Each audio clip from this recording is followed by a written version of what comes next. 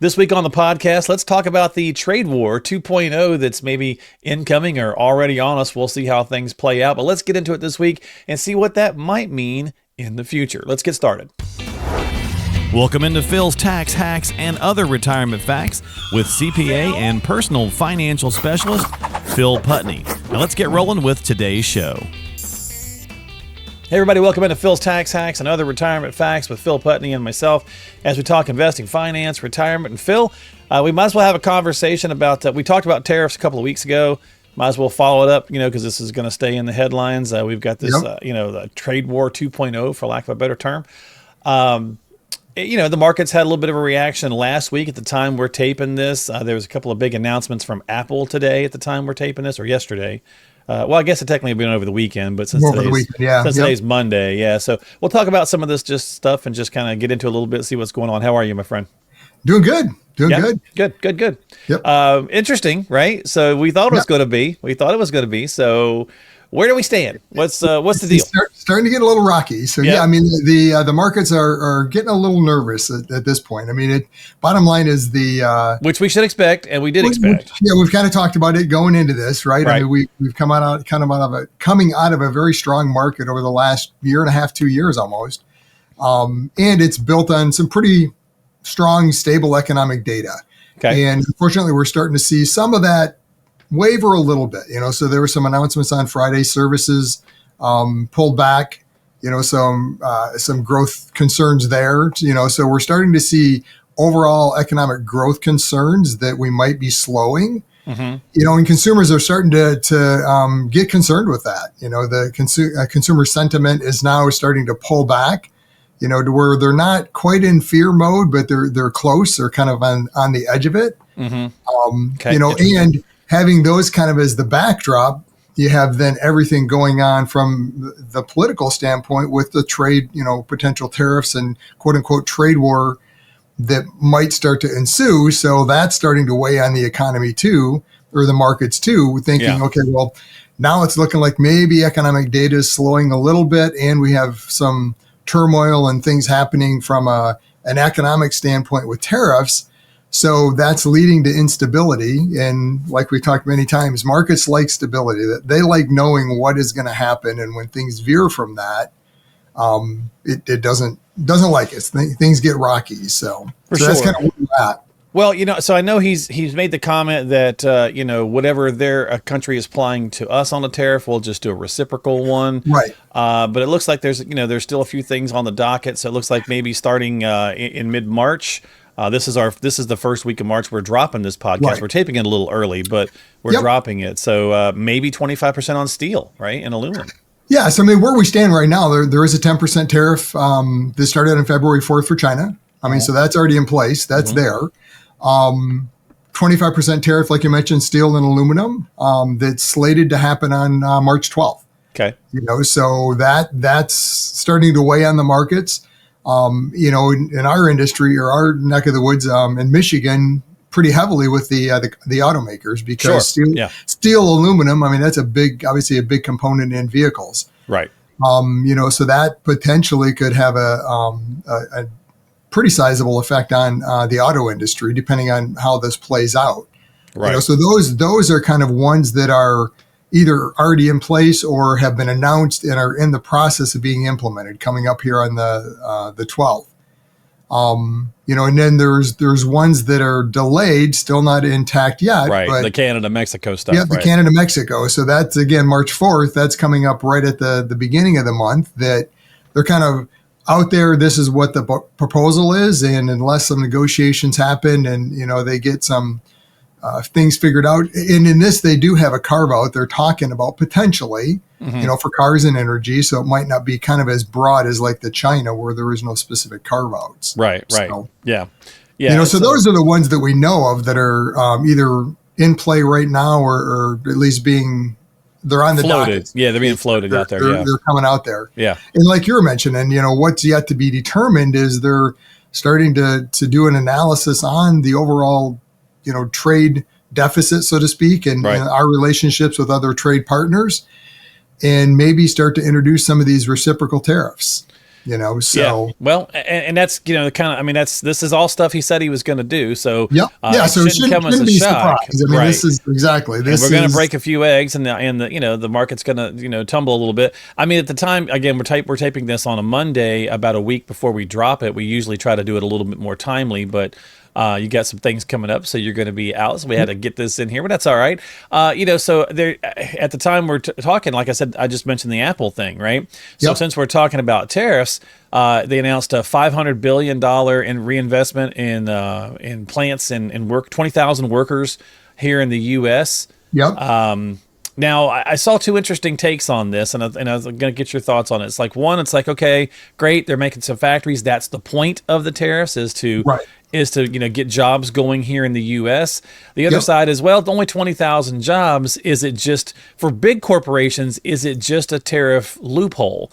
We'll make a factory so that we can funnel things through the factory in the U.S. and not have to pay the tariffs coming in from China, for example. Right. And I mean, that very well could be. And I would think that if that's the case, they'll figure out a means around that, Yeah. I mean, if they're just trying to work a loophole through it. Potentially, but I mean, but 20,000 jobs is But 20,000 still, jobs. 20,000 jobs, right? It's 20,000 jobs, And the thing with something like that, though, I mean, that's great. That's happening. Mm-hmm. That's a long-term event, though. I mean, to get Indeed. a factory up and running, I mean, this isn't going to, be something that even second, third, fourth quarter we're going to see. I mean, True. that's great that these are happening. And that's the thing with these trade wars, tariffs back and forth. I mean, from a company standpoint, they're always trying to balance back and forth, because I can't imagine being a company like Apple, making this kind of an investment decision. That's not something that you can just turn off in, 3, 4, 5 years if the trade war changes, right? Right. So, I mean, they've got to have a real long-term vision on, does this really make sense for us long-term? Yeah, true. Which, I mean, it sounds like they have, which is great, so bringing for more sure. of those jobs back into the U.S. So, Yeah, and we, here in my neck of the woods, in the greater Raleigh area, they've been talking about putting a place in here for years. They've gone through the land and all that kind of stuff. So I'm sure they have things in place in other places where they just now have to like implement it, right? So they may have the Correct. land purchased and things of that. Yep. We'll see. But we called this Trade War 2.0, Phil, because really, his first term, he did Right. something similar, which he said he was going to do to try to get some level playing ground, some fair playing field there with China. We had some positive responses on that. So let's talk a little bit about that. Yeah, and we talked a little about that in previous podcasts when we were talking about the tariffs, and this isn't our first go around. Right. But it's always good to look at what happened the last time, because again, this isn't uncharted ground. We've been here before. Correct. And typically when you go through something like this, there's turmoil up front. Yep. So I've gone through an analysis of several different sectors, looking at 6 months after the tariffs were introduced, and then 12 months later. Okay. All right. So the 6 months in, it's rocky, right? I mean, there's several sectors during that time frame had some pretty significant drawdowns. Okay. Small cap, I mean, they didn't do well. They did recover some, but they were still negative over that 12-month time frame. Right. Energy is another one, actually stayed negative the whole 12 month. International was negative to begin, then kind of turned positive. So depending on the region that you're in, and then the last time was crude oil. I mean, it stayed negative through the whole time frame. So now that's interesting to me. So you talk about the prior go around with this, right? So energy stays down, yet we had cheaper gas prices in Trump's first term, right? Right. So right. I think people feel like this interesting disconnect. They're like, well, hey, it's cheaper on me at the pump, but yet overall the market, was not as happy with the sectors, correct? Right. Well, I mean, but if you think of it, I mean, when do oil companies make the most is when the gas prices are higher. Sure, so even right. though gas prices being lower are great for maybe an overall economy, economic standpoint, because there's every industry uses fuel. Sure. And us personally, but then from the oil industry standpoint, well, they're not getting as much per barrel. Gotcha. So that's why there's the negative effect to them. So Right. I mean, as gas prices, if they do reduce, probably will have a negative effect on the gas oil industry itself. Right, which would affect the from the market market numbers, standpoint. right? But Correct. then at Right. home, you're feeling it But because you're feeling right. you're happy because your gas prices are down, right? So Correct. it's funny when you watch people go back and forth about we could use the egg comment. Well, he's been in office a month, and the eggs Yeah. aren't any cheaper, right? Yeah. Yeah. Exactly. There's so many little factors that play in these things, so it's very interesting. To your point, it's going to have some instability for a little bit until it smooths itself back out. Right. And we talked about this a little last time, last month, talking about the tech sector. And, that kind of has led the charge over the last, again, couple of years, 18 months. Yeah, super overinflated, as we talked about. As we're starting to get into this uncertainty of the markets with, maybe the economy's starting to slow, it's starting to get a little soft. We don't know. Preliminary data starts to suggest that's, potentially we'll see. If it continues that direction. But now with tariffs, does that play into it too if we get into trade wars? So again, you've got to look at how your portfolio is constructed, and just yet another indication it probably makes sense to pull back on some of those, the technology sector, Okay. consumer discretionary, those things that aren't necessary, because as we get into a soft economy, people start to tighten their belt.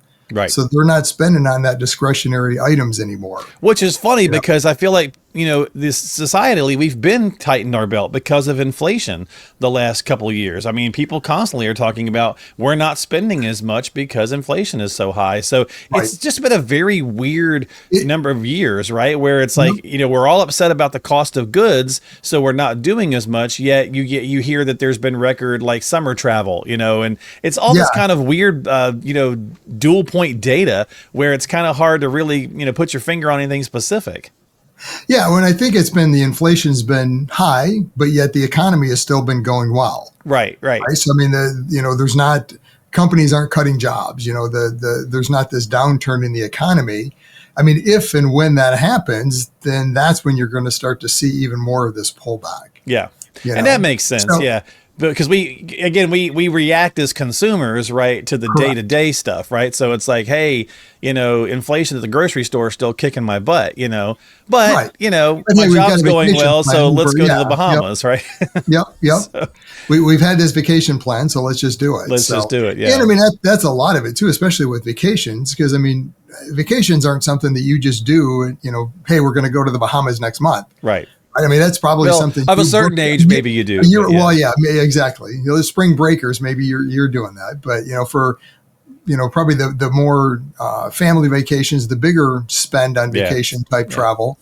I mean, that's planned out. That's something 6 months to a year or more in advance. The Tax Smart Retiree is your comprehensive guide to mastering tax efficiency for a flourishing retirement. You will find indispensable advice and actionable strategies designed to enhance tax savings, maximize Social Security benefits, protect against market volatility, and develop a customized retirement plan. To get your free ebook, click the link in the show notes of today's episode and download your copy of the Tax Smart Retiree right now. All right, so let's get into some of the tariff winners, right? So let's get into some of the conversation pieces as to, I guess, the positive sides of these.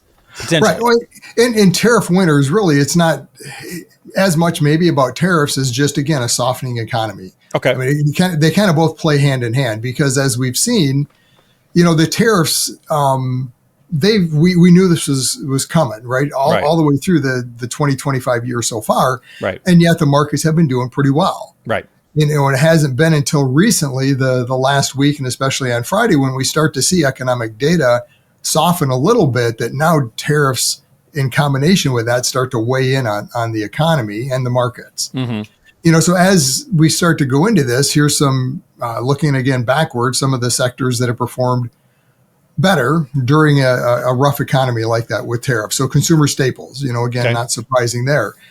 Things that people are going to need day in and day out. It doesn't matter what the economy is doing. These are your necessities. Healthcare. That's, again, something that everyone needs, and again, these are going to be more kind of the backbone of that healthcare system. Mm-hmm. Okay. Utilities, not surprising, right? Sure. Again, one of those, it's almost with the consumer staples, it's something you need. People are going to have to heat their house in the winter, cool it in the summer. Yeah.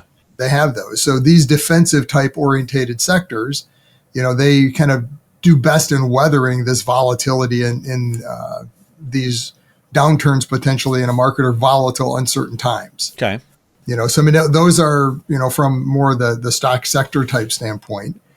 Looking at the bond sector, what performed well in the past was intermediate term treasuries. So kind of that 7-10 year treasury, it's kind of they call it the sweet spot in the yield curve. You get a little bit of a risk reward, Gotcha. but you're not taking out a lot of risk by going out in that longer term. Okay. Makes sense. Yeah. And then low volatility stocks, those stocks that over the last 12 months have had lower volatility, or another so kind like of get some ETFs and some low volatility stuff is kind of a. Yeah, there's a lot of great ETFs that are geared towards Gotcha. low volatility stocks. So a basket of stocks, not trying to scour the universe of stocks and figure it out. I mean, there's ETFs designed to do that. So and that kind of concentrates on the defensive sectors, right? And a lot of them are going to be almost duplicative of some of those defensive sectors we talked about. You'll find a lot of those consumer staples, the healthcare utilities in those low volatility stocks. All right, makes sense. So, all right, and then the last one is the U.S. dollar, which kind of makes sense as you look at the overall purpose of the trade war is trying to get some balance. Right. So I mean, if we have brings us more favor to the U.S. dollar, so which would be good, especially if they get all Geraldo and take cameras to Fort Knox. We're all waiting to see if. Do you remember that? Do you remember the opening? What was it? Al Capone's vault or whatever? It was such a big deal. There was nothing in there. Yep. So we're all terrified that that's going to be the case if they open Fort Knox. Now, if that happens, there's going to be some volatility in the market for sure. So. Yeah, and a lot of explaining to do by people for the last 40 years. Where's the beef, right? Yeah, there you go. There's another reference back to that time period. Exactly. Although, that makes me a quick question, and I think we're going to do our next podcast, actually. We're going to talk a little bit about gold. So This is a kind of a good way to kind of wrap this up a little bit. But, we came off the gold standard, 50 years ago, right? Right. So, it kind of ponders the question, well, if there isn't the gold in Fort Knox, does it truly change the economic outlook of some things? But it's like, well, yes and no. It's like, first of all, just where is it? I think that's part of it. I mean, that'd be the big question. Where is it? And, we haven't been on the gold standard. I mean, it's, just based on a fiat currency at this point. Yeah. The good faith and promise of the U.S. Back to the dollar. But I mean, which potentially is favorable in these trade wars. I mean, where that really comes into the challenge is if we start to lose some momentum in the U.S. dollar. Yeah. Well, that was a conversation that we had not too long ago with David Walker. We were talking about BRICS, right? Talking about the Brazil, Russia, India, China, thing. And it's saying, look, I know Trump's already made conversations about maybe seeing about getting, some of those countries to come back into the G7, right? Because it's that would hurt the value of the dollar, right? As the BRICS, continues to climb and do better, their GDP, that puts us in a pickle there too. So. Right. Yeah. I mean, as the demand for dollar drops, I mean, that's when you're going to see, just like any other, think of it like any other product or service. True. Yeah. And that value is going to drop, So I think that's one thing that the current administration is trying to do is to secure the U.S. dollar from that standpoint. I mean, and he talked about that with even tariffs, as a tool potentially with that, hey, if you're not going to use the U.S. dollar, then we're going to introduce tariffs. So very true. Good point. All right. Any final thoughts, any final takeaways we need to share with folks on the trade war situation? Yeah. So again, just keep an eye on it. Obviously, there's no way to predict exactly where things are heading. Sure. It's good to always look back, see what happened the last time, just to give you some ideas. If you do anything, if you're tech heavy, maybe too aggressive in those portfolios, might be time to pull back on some of that and reposition into maybe some more of these defensive sectors. Okay. But I think we're still early in this. I mean, we've only have one of them for sure that's, in place right now with China. We've got another one or two maybe rolling into place here in March. And several of those have been in place, since 2017. Right. Yeah. So some of those. So we'll see where it goes from here. Yeah. And how other countries are they going to react? Well, not a bad time. Isn't the first quarter typically not a bad time to think about just rebalancing and looking at some things anyway? Yep. Yeah. It's always a good time just to revisit your overall plan to say, hey, are we still on track? How did we do last year? Right. Do we need to make any changes? What does this year look like for us personally from a spending standpoint? Yeah. And from an overall portfolio standpoint, I mean, if you did really well last year, maybe it is time to take some chips off the table, so to speak, and, hedge against that long-term potential of where the markets might go from here. We've talked about it many times. We are at a higher valuation, and when we're at those higher valuations like we are, I mean, it doesn't take many cracks in that foundation of concerns of tariffs or concerns of economic slowdown True. Yeah. to really start to see some corrections to bring that back into line. Because right now it's built on that strong economic, data that we've had and that momentum that we've built over these last couple of years. Yeah, and we've been saying for a while now, I mean, the market, again, other than some occasional, a couple little downturns, there's been no prolonged downturn since 08, 09. I mean, that's a heck of a run, right? So you do have to have a bit of realism in there as well, whether it's, tariffs that trigger it, whether it's over tech inflation, whether it's, who knows, something comes out of the blue, right? It's, they're inflated and they're touchy as it is, right? It's almost like a big water balloon when you were a kid and you're filling up a water balloon, right? And you're like, at one point you're wondering, when's this thing going to go, right? When's this thing going to pop? Yeah. So not a Chicken Little time, the sky's not falling yet. Don't go selling everything and going to cash. No. But maybe just do a review, maybe do a little review, right? Exactly. Yeah. Take a look at where you're at today. Do you need to make any adjustments? Are you a little bit, too heavily tech and, aggressively weighted for your position in life and what your plan calls for? So. Yeah. Okay. All right. Well, if you got questions, as always, folks, and you need to break down your situation, that's the point of doing an analysis. Phil's always here to help. So you can get that complimentary review and chat. Just reach out to him at philstaxhacks.com. That's the podcast website, but you can get in touch with him. We have links to all the stuff below in the show description. So you can give him a call. You can get onto the calendar, whatever you need to do, but get started with a qualified professional like Phil today. He has a CPA and a personal financial specialist with many, many years helping folks. So if you got those questions, need that help, reach out to him today. Phil, my friend, thanks for breaking it down as always. We'll see you next time right here on Phil's Tax Hacks and Other Retirement Facts. Phil?